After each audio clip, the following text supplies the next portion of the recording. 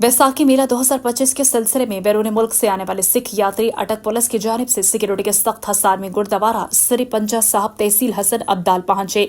District police officer अटक doctor सरदार गयास गुल खान और डिप्टी कमिश्नर अटक राव आतिफ रजा ने सिख यात्रियों का पुरतपाक इस्तकबाल किया और इन्हें फूलों के हार पहनाए।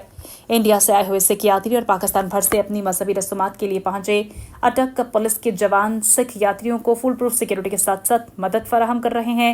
मजीद रिपोर्ट जानते अपने नुमाइंदे हाजी राशिद मुनीर से, जो इस वक्त गुरुद्वारा श्री पंजा साहब में मौजूद हैं। जी तो आइए इनसे बात करते हैं। जी सरदार जी, क्या नाम है आपका? मेरा हरदयाल सिंह। कहाँ से आए हैं? मैं दिल्ली इंडिया।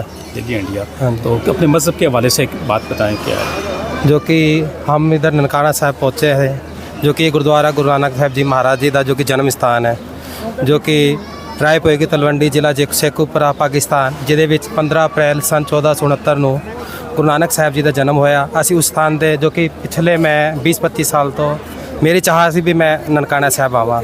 ਹੁਣ ਜੋ ਕਿ ਸਾਡੇ ਇੱਥੇ ਜੋ ਕਿ ਪਾਕਿਸਤਾਨ ਦੇ ਰਾਸ਼ਟਰਪਤੀ ਜੋ ਕਿ ਇਹਨਾਂ ਦੇ ਜੋ ਕਿ ਮੰਤਰੀ ਮੁੱਖ ਮੰਤਰੀ ਸਾਨੂੰ ਅਸੀਂ ਧੰਨਵਾਦ ਕਰਦੇ ਹਾਂ, ਜੋ ਨਾ ਕਿ ਇਹਨਾਂ ਨੇ 7000 ਵੀਜ਼ੇ ਜੋ ਕਿ ਲਗਾ ਕੇ ਸਾਡੀ ਸੰਗਤ ਨੂੰ ਇੱਥੇ ਪਾਕਿਸਤਾਨ ਬੁਲਾਇਆ।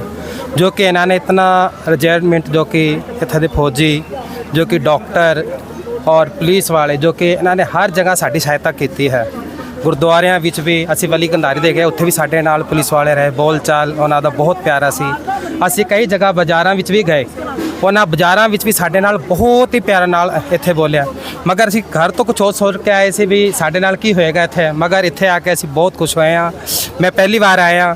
ਹੁਣ ਮੈਂ ਇਹੀ ਅਰਦਾਸ ਕਰਦਾ ਇੱਥੇ ਦੇ ਮੰਤਰੀ ਜੀ ਨੂੰ, ਪ੍ਰਧਾਨ ਮੰਤਰੀ ਜੀ ਨੂੰ ਵੀ ਸਾਨੂੰ ਹਰ ਵਾਰੀ ਵੀਜ਼ੇ ਦੇਣਾ, ਅਸੀਂ ਹਰ ਸਾਲ ਇੱਥੇ ਜੋ ਕਿ ਪਾਕਿਸਤਾਨ ਦਰਸ਼ਨ ਕਰਨ ਲਈ ਆਉਣ। ਧੰਨਵਾਦ ਇੱਥੇ ਦੀ ਸਰਕਾਰ ਦਾ। ਵਾਹਿਗੁਰੂ ਜੀ ਕਾ ਖਾਲਸਾ, ਵਾਹਿਗੁਰੂ ਜੀ ਕੀ ਫਤਿਹ।